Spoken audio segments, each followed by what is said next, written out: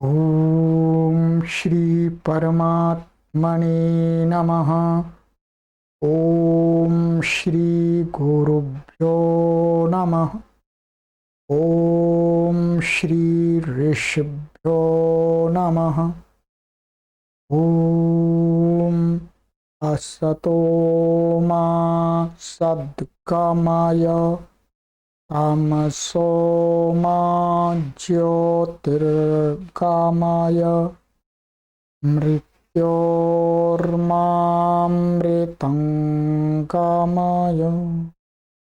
ओम शांति शांति शांति। सर्वेभ्यो नमः। देववाणी संस्कृतं यूट्यूब चलदृश्यं प्रति भवतां भवतीनां च हार्दं स्वागतम्। मित्रों, हम व्याकरण महाभाष्यम को पढ़ रहे हैं निरंतर, और हमारा प्रथम आहनिक पश्चाहनिक चल रहा है। आज इस व्याकरण महाभाष्य की लाइव कक्षा संख्या 34 को पढ़ेंगे। 33 कक्षाओं को पढ़ा दिया है। कोई भी पाठक कभी भी इन सभी कक्षाओं को अपनी सुविधा के अनुसार संपूर्ण विश्व के अंदर क्रमानुसार पढ़ सकते हैं। प्लेलिस्ट में एक कॉलम बना दिया गया है, महाभाष्य नवनिकम। उस कॉलम पर क्लिक कीजिएगा, सभी कक्षाएं क्रमानुसार आपके समक्ष उपस्थित हो जाएंगी और आप पढ़ना आरंभ करें। ये कक्षा वस्तुतः संस्कृत के प्रौढ़ विद्यार्थियों के लिए है, अथवा जो प्रोफेसर हैं संस्कृत भाषा के, अथवा जो कुलपति हैं, लेक्चरर अर्थात जो पढ़ा रहे हैं कॉलेजेस में, जो प्रौढ़ विद्यार्थियों को, वो सभी लोग इस कक्षा का लाभ ले सकते हैं। जिन्होंने कभी मन में विचार किया कि हम भी व्याकरण महाभाष्य को पढ़ लें, परंतु पढ़ने का अवसर उनको नहीं मिला, अब वो जॉब करते हैं, सेवा करते हैं, तो अब तो कहीं जाकर के पढ़ ही नहीं सकते हैं, तो उन सभी के लिए एक यशु अवसर है कि वो यहाँ पर अब महर्षि पतंजलि द्वारा प्रणीत संस्कृत भाषा के प्रौढ़ ग्रंथ व्याकरण महाभाष्यम को आराम से पढ़ सकते हैं, और वो भी निःशुल्क। चाहे आप सैलरी लेते होंगे सरकार से 50,000, 1 लाख, 2 लाख, परंतु हम आपको निःशुल्क पढ़ा रहे हैं। अब आपके ऊपर निर्भर करता है कि आपको ज्ञान चाहिए अथवा नहीं चाहिए। चाहिए तो पढ़िएगा, अन्यथा हम समर्पण के भाव से, निस्वार्थ के भाव से पढ़ा रहे हैं। और इस संपूर्ण व्याकरण महाभाष्यम को पढ़ा करके कोर्स तैयार कर देंगे। हजारों वर्ष तक ऑनलाइन कोई भी संपूर्ण महाभाष्य को अपने घर पर ही बैठे बैठे पढ़ते रहेंगे। चलिएगा, तो 34वीं कक्षा है। तो गत कक्षा में हमने कुछ बात की थी हमने ये की थी कि शब्द के ज्ञान में धर्म है या प्रयोग में धर्म है, और हमने अंत में निर्णय ये कर दिया था कि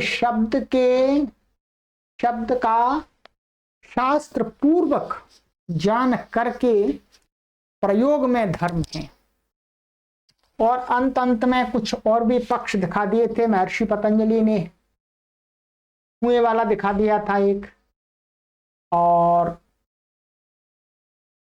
एक दिखाया था आपको कि जो अपशब्द हैं वो शब्द ज्ञान में उपाय बनते हैं। ठीक है, ये प्रकरण पूरा यहाँ पर समाप्त हो गया था। यहाँ पर हमने गत कक्षा में समाप्त कर दिया है। अब आज से हम एक नए प्रकरण को आरंभ कर रहे हैं, अर्थात इसी में महर्षि पतंजलि एक नया विषय उठा रहे हैं। ठीक है, आइएगा। कहते हैं महर्षि पतंजलि जी पूर्व पक्षी बन के, पूर्व पक्षी बन करके कहते हैं, शंका उठा रहे हैं, अथ व्याकरणम इत्यस्य शब्दस्य कः पदार्थः। ये भाई साहब ये बताइएगा कि जिसको आप व्याकरण बोलते हैं, ग्रामर बोलते हैं, अर्थात संस्कृत में व्याकरणम बोलते हैं, तो ये जो व्याकरण है इस शब्द का अर्थ क्या है, पदार्थ क्या है?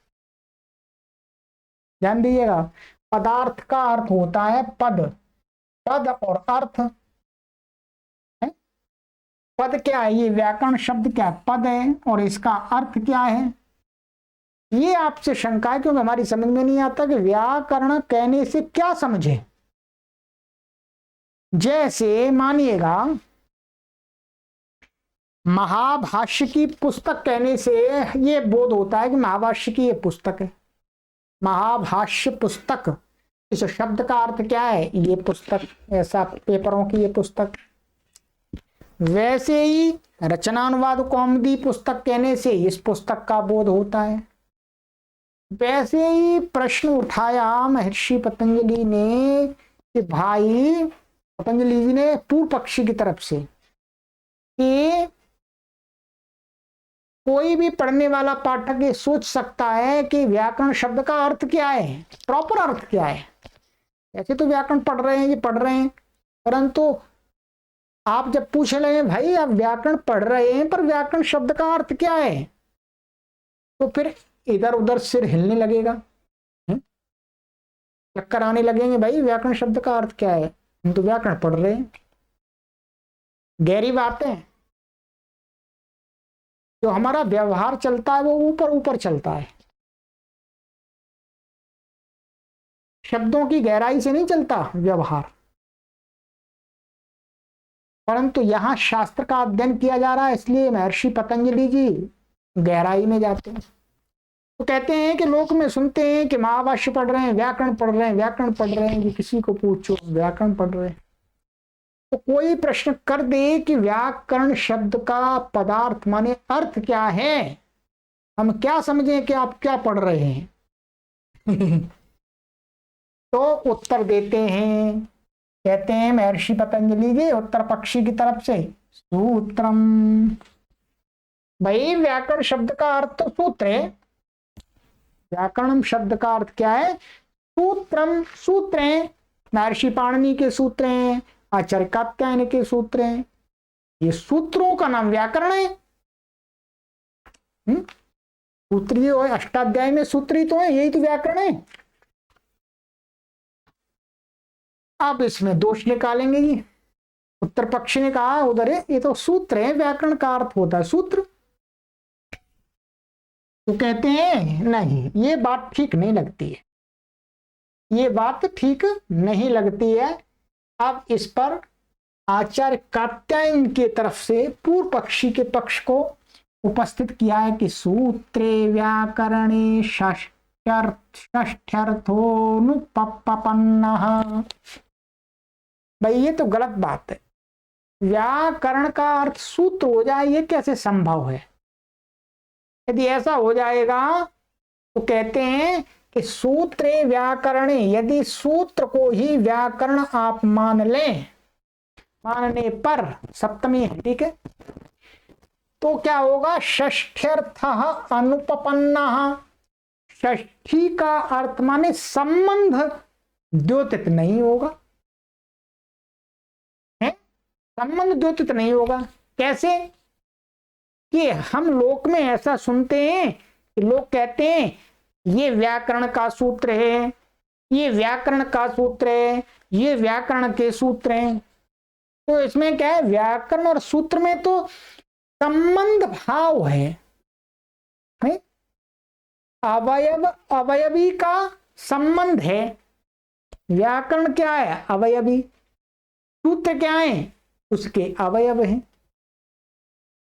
और जब आपने कह दिया कि व्याकरण ही सूत्र है, तो ये कैसे फिर बात ये गलत हो जाएगी कि लोग जो बोलते हैं कि व्याकरण के सूत्रों को पढ़ा, इस गुरुजी इस व्याकरण के सूत्र को पढ़ा दीजिएगा, ये व्यवहार तो गलत हो जाएगा आपका।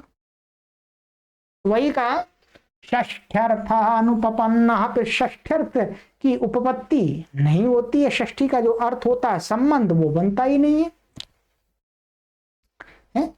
अब क्या हुआ? ये दोनों समानाधिकरण हो गए, माने सूत्रे व्याकरणे, सूत्र रूपी जो व्याकरण।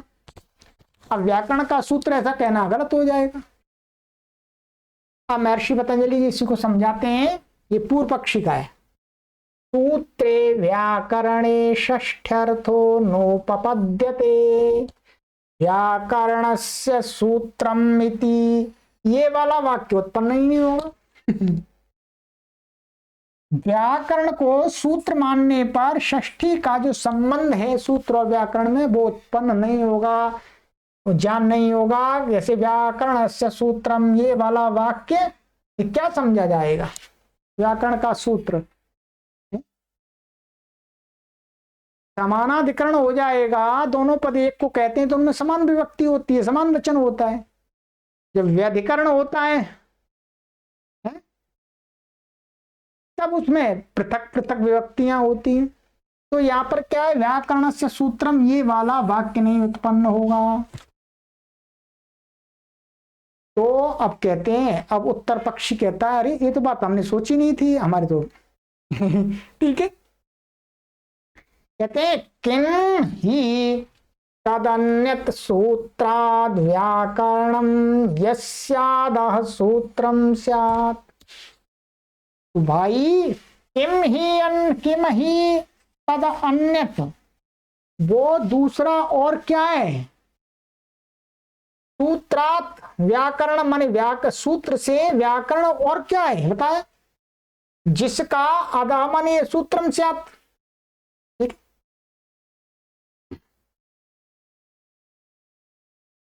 कहते क्या कि किन ही तद अन्यत, माने वह क्या, वह दूसरा माने सूत्र से अन्य क्या है? जो व्याकरण, जिसका माने जिसका अतः माने सूत्रम स्यात्, जिसका सूत्र हो है भाई। इति किम ही अन्य तदन्यत सूत्रात् व्याकरणम यस्य अतः सूत्रम स्यात्। व्याकरण से अन्य और क्या हो सकता है जिसका सूत्र हो? व्याकरण का ही सूत्र होता है। क्या होता है? व्याकरण का ही सूत्र होता है। तो हाँ, ये एक ही बात है। ये सारा, ये पूर्व पक्षी का ये सारा ही ध्यान देंगे। क्या व्याकरण से सूत्रम, और व्याकरण से अन्य और क्या चीज है जिसका सूत्र हो भी? सूत्र तो व्याकरण का ही होता है। ये पूरा पूर्व पक्षी है, यहां से लेकर के यहां तक पूर्व पक्षी है। व्याकरण से अन्य कुछ भी और क्या चीज है जिसका ये सूत्र आप कहते हैं? व्याकरण का ही सूत्र होता है, हमने भी आज तक सुना है। और कहते हैं, क्या कहते हैं? दूसरा है ये शब्दा प्रतिपत्ति, शब्दानां चा प्रतिपत्ति ही प्राप्नोति।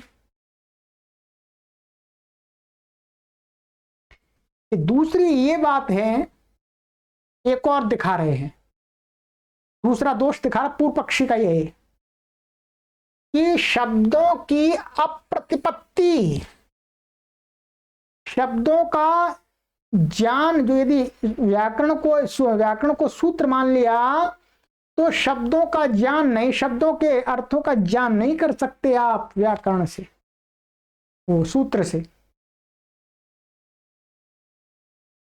ठीक है, ये पूर्व पक्षी का ही है। ये भी पूर्व पक्षी की तरफ से था, ये भी पूर्व पक्षी की तरफ से। कि एक तो वो दोष हो गया। दूसरा ये है कि लोक में ऐसा कहते हैं कि इस शब्द का अर्थ व्याकरण से देखिएगा, व्याकरण बताएगा कि इसका अर्थ क्या है। ये वाली जो बात है ये भी घटित नहीं होगी, एक दूसरा दोष ये आ जाएगा यदि आप व्याकरण को सूत्र मानते हैं। तो कहते हैं शब्द अप्रतिपत्ति ही, माने शब्द के ज्ञान का बोध की अप्राप्ति होगी।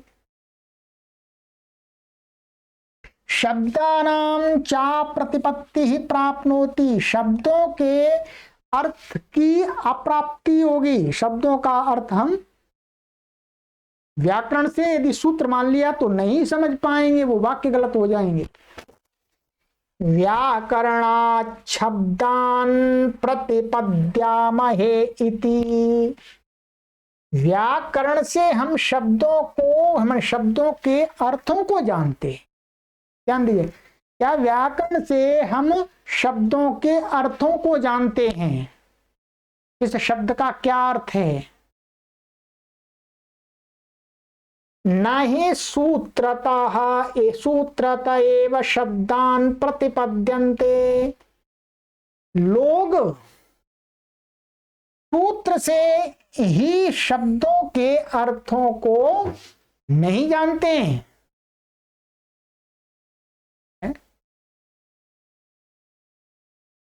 सूत्रों से ही केवल अर्थ को नहीं जानते, शब्दों के अर्थ को सूत्र अकेला अर्थ नहीं बता देता। तो कहते हैं किंतरी, तो भाई किससे अर्थ ज्ञात होता है, क्या किससे अर्थ ज्ञात होता है। कहते हैं शब्दों का अर्थ तो व्याख्यानतश्च, माने सूत्र और व्याख्यान से होता है। ध्यान दीजिएगा, यहां पर थोड़ी सी घुमा करके बात कही है। यहां पर जो पूर्व पक्षी है वो ये कह रहा है कि आप यदि व्याकरण शब्द का अर्थ सूत्र मान लेंगे तो क्या होगा, दूसरा दोष ये उत्पन्न होगा कि शब्द व्याकरण से शब्द के अर्थ का बोध होता है, और यदि आपने सूत्र मान लिया तो सूत्र से तो शब्दों के अर्थों का ज्ञान नहीं होता है। सूत्र का अर्थ है केवल, जैसे ये सूत्र मानिएगा इको यणचि,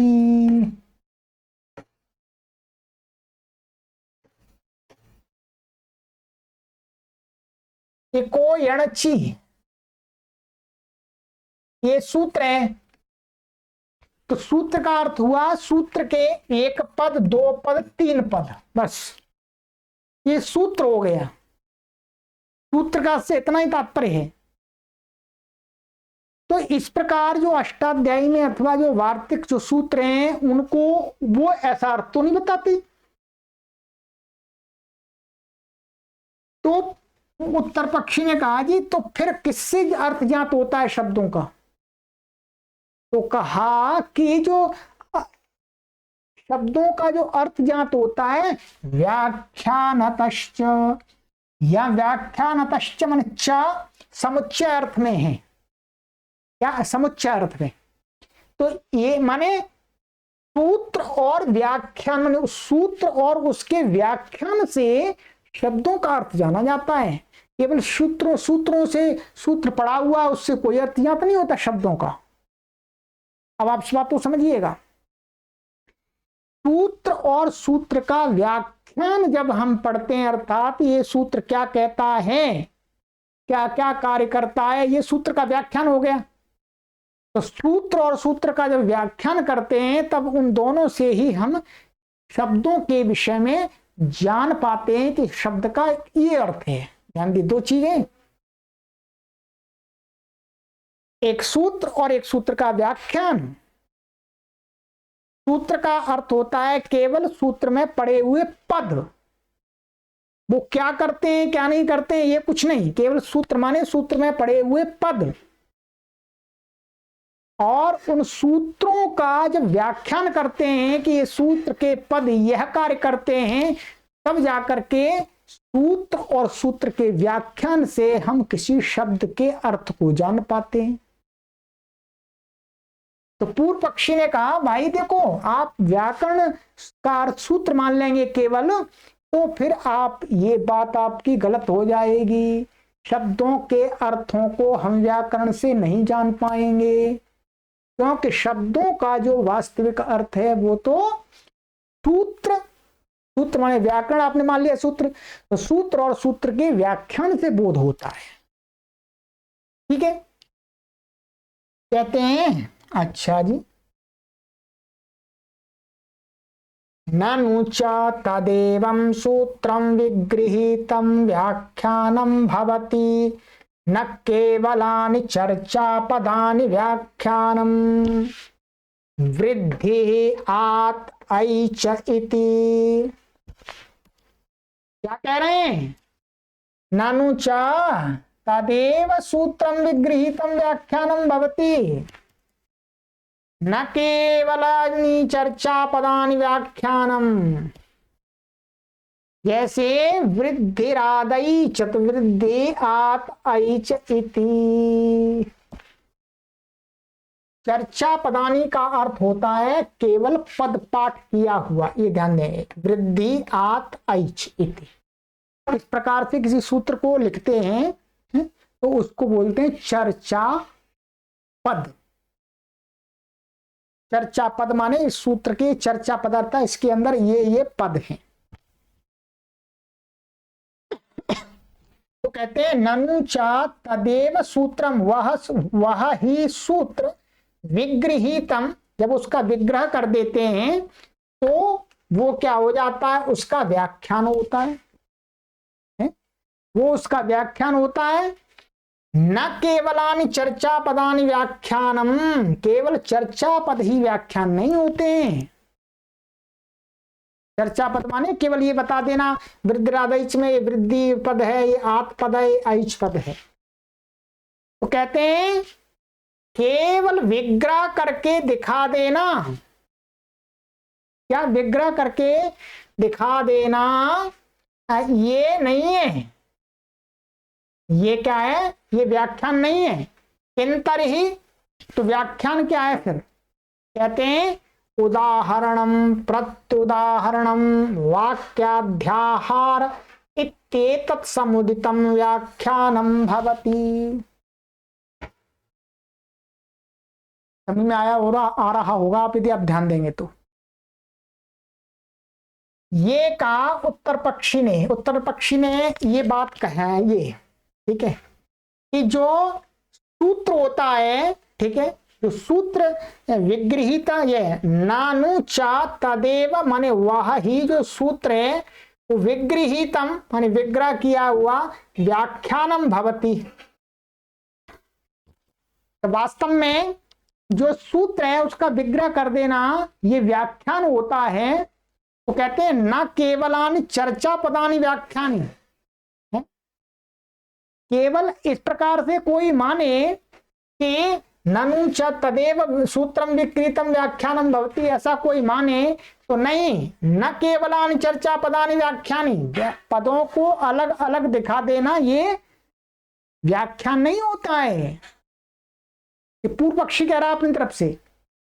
यदि आप ऐसा सोचते हैं कि कोई व्यक्ति कहता है वृद्धिरादैच, अथवा एको यणची मान लीजिएगा आप, ये एको यणची, तो इसमें आप इसको अलग अलग करेंगे तो एक षष्ठी विभक्ति एक वचनांत, ये प्रथमा विभक्ति एक वचनांत, और ये सप्तमी विभक्ति अच्छी सप्तमी विभक्ति एक वचनांत। ये ऐसा इसका विग्रह करके दिखा देना ये व्याख्यान नहीं है सूत्र का। ये चर्चा पदानी माने पदों को अलग अलग करके दिखा देना, विभक्ति वचन बता देना, ये कहते हैं ये आप यदि व्याख्यान सोचते हैं तो ये व्याख्यान नहीं है। न चर्चा पदानी केवलानि चर्चा पदानी व्याख्यानम, जो ऐसे दिखाया है। किंतरी, तो उत्तर पक्षी कहता है तो फिर किसको व्याख्यान बोलते हैं? तो पूर्व पक्षी कहता है उदाहरणम, सूत्र और उसका चर्चा पद है विग्रह करके दिखाना, विभक्ति वचन दर्शाना, और उसके अर्थ और उसके अर्थ के द्वारा उदाहरण सिद्धियां, प्रत्युदाहरण और प्रत्युदाहरण माने इस सूत्र के अंदर ये पद यदि नहीं पढ़ते तो ये दोष आ जाता, इस प्रकार का एक उदाहरण दिखाया जाता है, वो प्रत्युदाहरण होता है। वाक्याध्याहार माने ऊपर से जो अनुवृत्ति आती है, सूत्र से बाहर पदों की अनुवृत्ति आती है, उनका उस सूत्र में अध्याहार करके अर्थ बनाना। ये इति एतत् समुदितम, ये संपूर्ण क्या होता है? व्याख्यान होता है। क्या होता है? व्याख्यान होता है। तो इसलिए आपने यदि आप ऐसा कहते हैं कि सूत्रम व्याकरण शब्द का अर्थ सूत्र है, तो वो गलत है। क्लियर कर लीजिएगा, ठीक है। यहां पर फिर दोबारा मैं बता देता हूं आपको। ये प्रश्न उठा दिया, फिर इसका उत्तर दिया कि व्याकरण शब्द का अर्थ क्या है? सूत्र। उत्तर दिया सूत्र। जैसे ही सूत्र कहा वैसे ही पूर्व पक्षी ने कहा सूत्र यदि आप मान लेंगे तो क्या हो जाएगा? दोष आ जाएगा कि सूत्रे व्याकरणे षष्ठर्थोनुपपन्नः, माने जो सम्मान व्याकरण का सूत्र ऐसा हम बोलते हैं, ये वाला अर्थ नहीं होगा, फिर व्याकरण सूत्र ही बन जाएगा। ठीक है। फिर प्रतिपक्ष पूर्व पक्षी ने ये सब पूर्व पक्षी का ही था पूरा। तो फिर का दूसरा दोष ये आ जाएगा शब्द अप्रतिपत्ति। शब्द का व्याकरण से हम बोलते हैं कि व्याकरणात् शब्दान प्रतिपद्यामहे, कि हम व्याकरण से शब्दों का अर्थ जानते हैं, तो ये वाला वाक्य नहीं सही बैठेगा, क्योंकि सूत्रों से तो किसी शब्द का अर्थ नहीं जान लेते। और सूत्र क्या होता है? सूत्र की बात यहां आगे बता दी कि चर्चा पदानी, माने सूत्र क्या है? सूत्र है वो। सूत्र नाम तो पूर्व पक्षी के मत में है, ये पूर्व पक्षी है। पूर्व पक्षी ये मान के चल रहा है कि जो सूत्र है उस वो केवल क्या है? पदच्छेद कर देने मात्र का नाम सूत्र है। तो कहता है केवल चर्चा पद से तो नहीं होता है, केवल सूत्र से ही तो अर्थ की जाति नहीं होती है। सूत्र के पदों को जानने और उसके व्याख्यान करके उसका अर्थ, उदाहरण, प्रत्युदाहरण, वाक्याध्याहार, ये सारी चीजें क्या है? व्याख्यान होते हैं। दोनों से, सूत्र और व्याख्यान से मिलकर के अर्थ को जाना जाता है। तो इसलिए आप यदि ये कह देंगे कि व्याकरण का अर्थ सूत्र है तो गलत हो जाएगा, ये भी बात आपकी सही नहीं होगी। ठीक है। पूर्व पक्षी यहां तक आ गया। चलिएगा और कहते हैं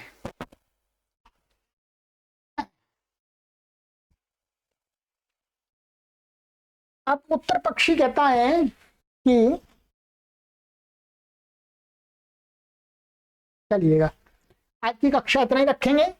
तो ये अब उत्तर पक्षी कहता है कि एवं तर्हि शब्दः।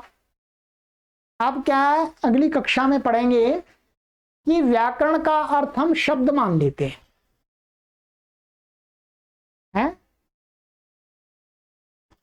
भाई हमने कहा व्याकरण का अर्थ सूत्र है, तो आपने दोष गिना दिए।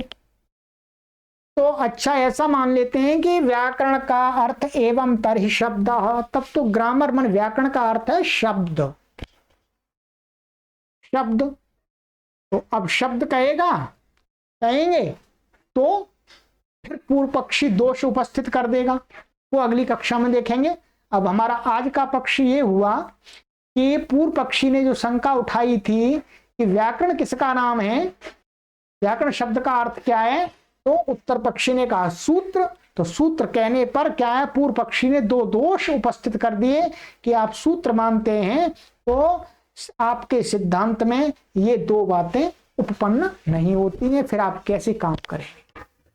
तो उत्तर पक्षी अब आगे कहेगा ठीक है जी, आप व्याकरण का अर्थ सूत्र नहीं मानने को तैयार हैं, उसमें दोष दिखा रहे हैं, तो चलिएगा। एवं तर्हि शब्दः, व्याकरण शब्द का अर्थ शब्द है, शब्द। तो आगे की कक्षा में चर्चा करेंगे शब्द। आराम से पढ़ते रहिएगा, मैं आपको पूरा धैर्यपूर्वक पढ़ा रहा हूं।